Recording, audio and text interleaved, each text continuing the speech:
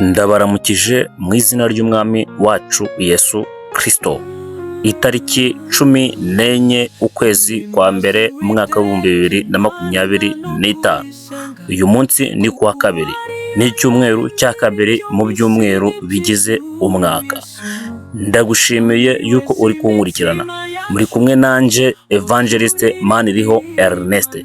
Uyu ni umunsi wa 14 mu minsi 365 igize umwaka. Ndashaka kuvuga kuki. Ni gute uryama ukabura ibitotsi? Ni gute ubura ibyishimo kandi ufite umwami Imana? Dawidi we yarabibonye avuga iyi zaburi.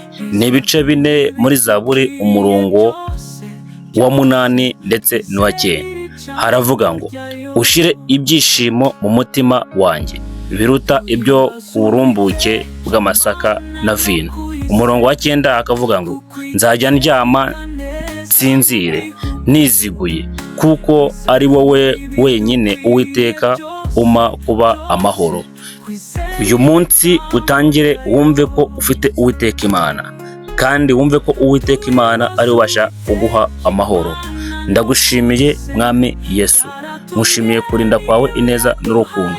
Ubu bwoko bwawe ndabusengeye, kandi bwose ubashe kubuhereza ibyishimo, ubashe kubuhereza ibitotsi, kandi mwami wanjye ubashe kubuhereza amahoro. Mu izina ry'umwami wacu Yesu Kristo, amen.